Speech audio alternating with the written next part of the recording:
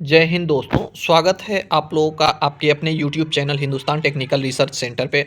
मैं आप लोगों का दोस्त आज इस वीडियो में आप लोगों के साथ चर्चा करने वाला हूं कि मोल्ड स्टोरेज को लेकर के कि जब आप मोल्ड को अपने मशीन से अनलोड करते हो या फिर आपको मोल्ड अगर प्रोडक्शन आप लोगों का समाप्त हो जाता है तो उस मोल्ड को स्टोरेज करने के लिए जो भी प्रॉब्लम्स आप लोगों को फेस करने पड़ते हैं, वो प्रॉब्लम क्यों फेस करने पड़ते हैं, उसके निवारण को लेकर के मैं इस वीडियो में कुछ टॉपिक के साथ डिस्कस करूंगा। या फिर अगर आप लोगों का मोल्ड आया है और लंबे समय के लिए प्रोडक्शन में नहीं है तो उस मोल्ड को स्टोरेज करने के लिए या मोल्ड के और भी चीज़ों को स्टोरेज करने के लिए आप लोगों को बहुत ही प्रॉब्लम हो जाती है। इसके लिए आज हम लोग आप लोग के साथ हम डिस्कस करेंगे कि उसको स्टोरेज कैसे करेंगे, कितनी सावधानियां बरतेंगे और क्या क्या उन चीज़ों पे हम ध्यान रखेंगे।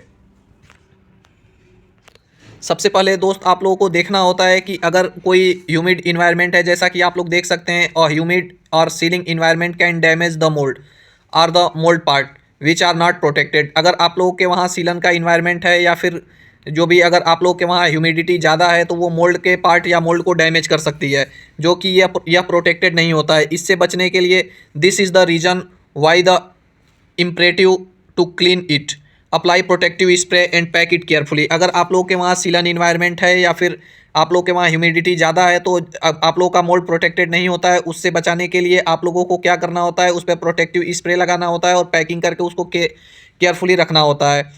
आज हम इसमें नीचे आप लोगों को बताएंगे कि कुछ टॉपिक हैं जो हम रेकमेंड कर रहे हैं जिसको यूज करके आप लोग अपने मोल्ड को प्रोटेक्ट कर सकते हो।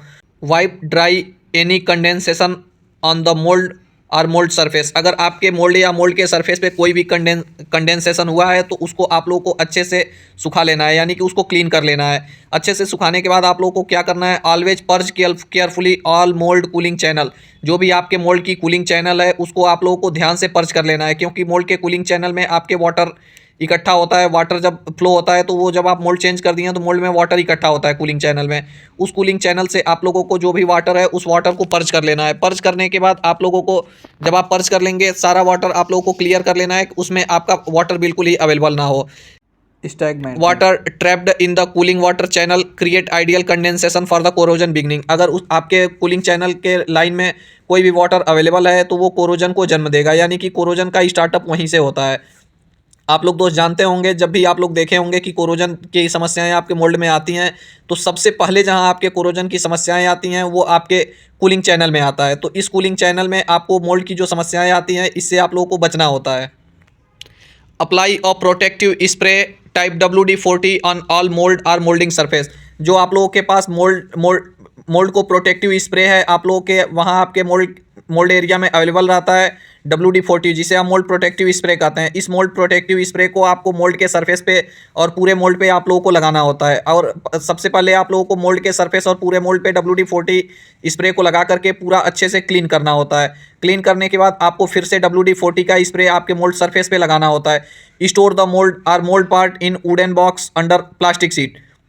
जो आपका मोल्ड है इसको क्या करना होता है, आपको स्टोर करना होता है लकड़ी के बॉक्स में। प्लास्टिक सीट से आपको मोल्ड को कवर करके और उसके बाद आपको अपने मोल्ड को वुडन बॉक्स में रखना होता है। The store room temperature must be tempered and consistent in the case of high humidity level environment. Add a moisture absorbing silicate bag in the mould storage box. अगर आपके वहाँ क्या है कि आप लकड़ी के बॉक्स में अगर अपने मोल्ड को पैक करके रखे हो और आपके वहाँ ह्यूमिडिटी ज़्यादा है तो उस ह्यूमिडिटी लेवल को मेंटेन करने के लिए कि आपके मोल्ड पे मॉइस्चर वगैरह ना आए, जो सिलिकेट बैग आते हैं आप लोग देखे होंगे कि आप लोग अगर शूज़ वगैरह भी खरीद के मंगाते हैं तो उसमें सिलिकेट बैग छोटे छोटे पैकेट में रखे होते हैं। वो सिलिकेट बैग क्यों रखे होते हैं, वो सिलिकेट बैग मॉइस्चर एब्जॉर्बेशन के लिए रखे रहते हैं कि जो भी आपके प्रोडक्ट में मॉइस्चर आता है उस मॉइस्चर को एब्जॉर्ब करते हैं।